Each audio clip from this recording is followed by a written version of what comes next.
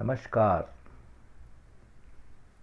आज का रविवार का दिन है 11 तारीख 11 अक्टूबर। आज के 4 दोहे यानी अरुण के 4 दोहे आपको सुना रहा हूँ। उसके संबंधित जो कुछ लिखा है उसको पढ़ रहा हूँ और पढ़ते पढ़ते जहाँ सहजता से कुछ समझाने की ज़रूरत पड़ेगी वहाँ समझा रहा हूँ। पहला दोहा। निज शरीर को छेदते छिद्र हुआ ब्रह्मांड, फिर तल में सोता मिले व्यर्थ कर्म का कांड। सारा ब्रह्मांड, असीम अनंत ब्रह्मांड एक ही इकाई है, दो नहीं। सारा का सारा ब्रह्मांड एक ही इकाई है। हम उसी ब्रह्मांड के अविभाज्य हिस्से हैं। अविभाज्य हिस्सा होने के नाते अगर खुद की गहराई में भी उतरें तो ब्रह्मांड के ही गहराई में उतरने जैसा है। स्वयं को जानना, स्वयं को बोध द्वारा छेदना, बोध द्वारा, समझ द्वारा, किसी हथियार से, किसी विचार से, किसी युक्तियों से, किसी उक्तियों से नहीं तो समझ से, पूरी अवधारणा, पूरी अध्यान की परिस्थिति में होते हुए देखना।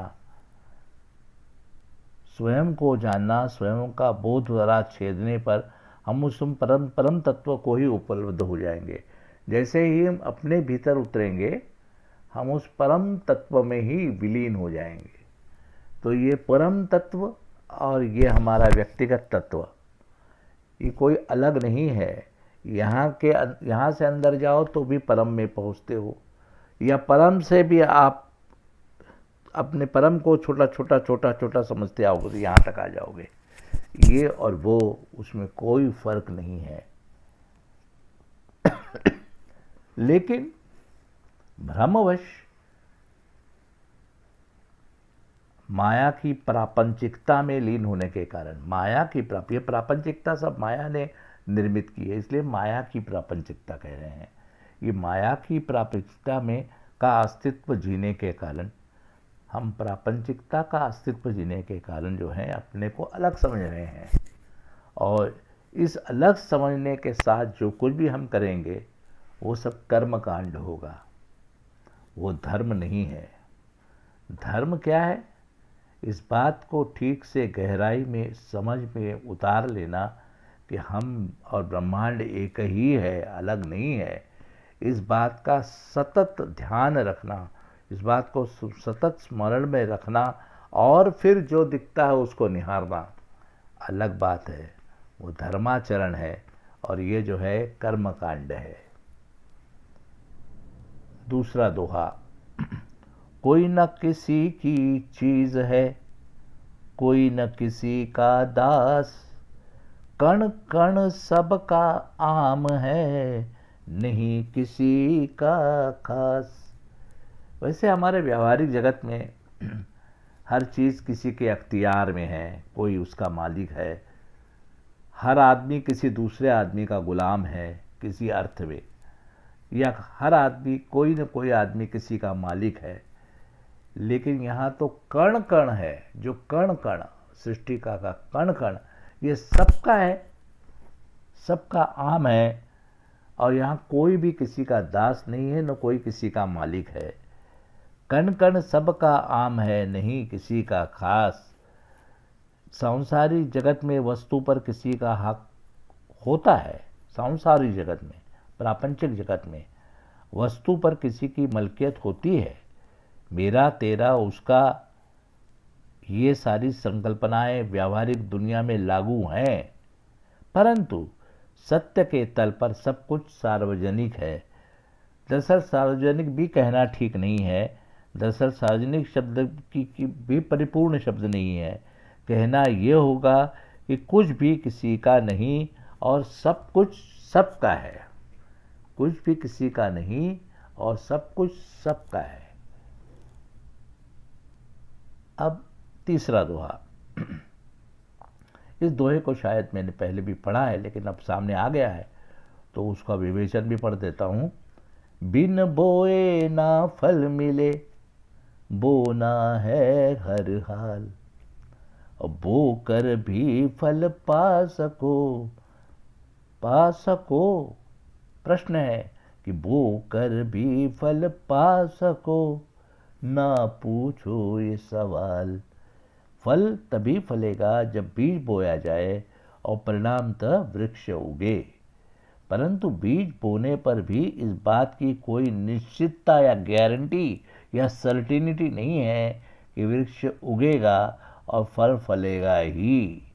कर्म फल के लिए कर्म आवश्यक है, परंतु कर्म के बाद भी फल की कोई शाश्वती नहीं है, कोई गारंटी नहीं है।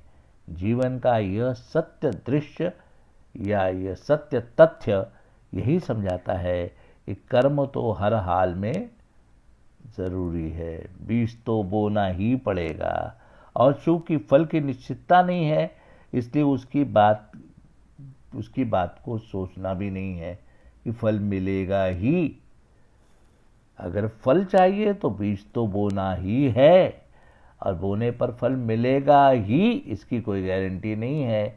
इस पूरे तथ्य को, इस पूरी परिदृश्य को, तथ्य की परिदृश्य को समझ लेने से फल मिल भी जाए तो भी ठीक और न मिले तो भी ठीक वाली स्थिति बन जाएगी। दोनों हाल में हम ठीक हैं, मिला तो ठीक, नहीं मिला तो ठीक।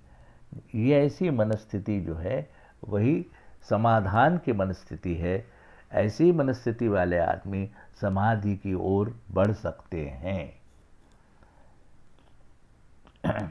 चौथा दोहा।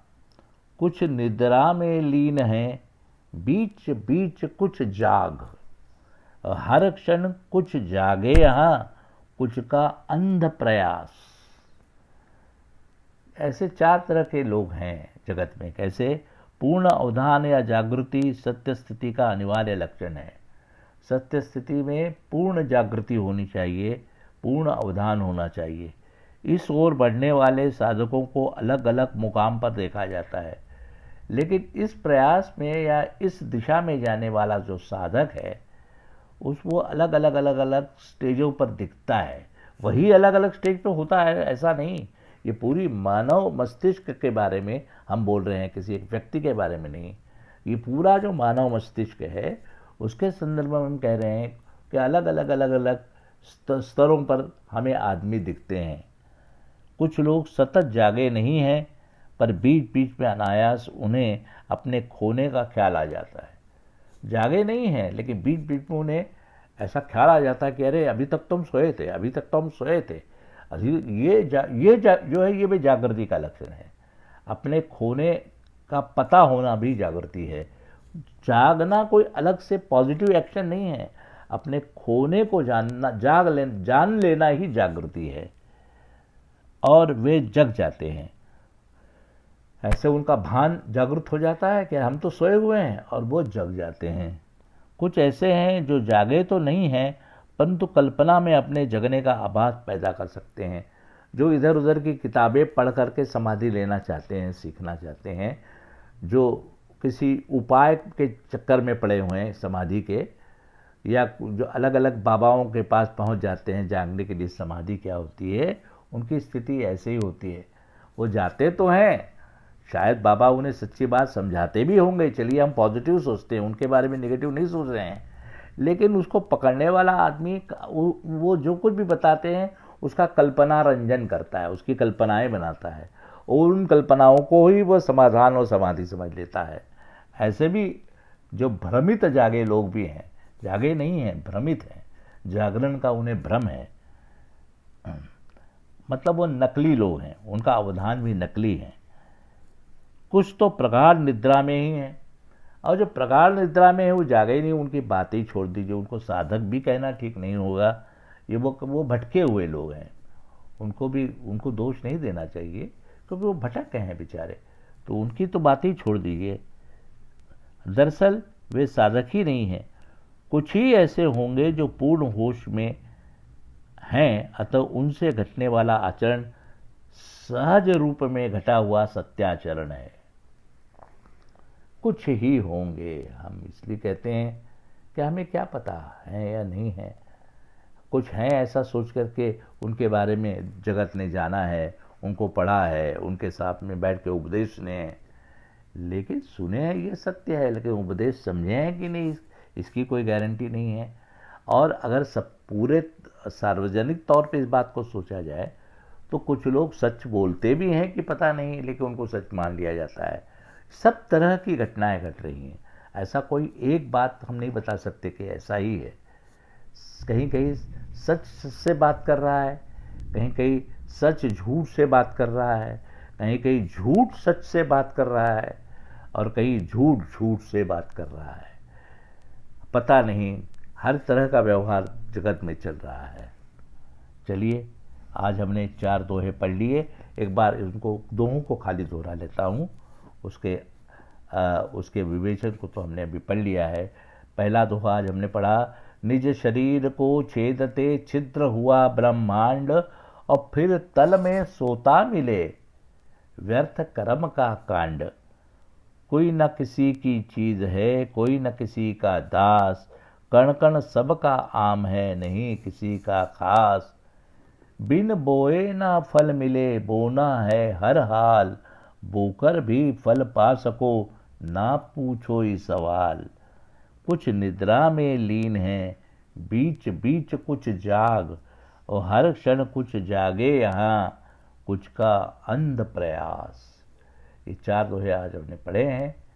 चलिए, 12-13 मिनट के बीच में ये हमारा संवाद हुआ है आज का। अब फिर कल मिलेंगे। धन्यवाद।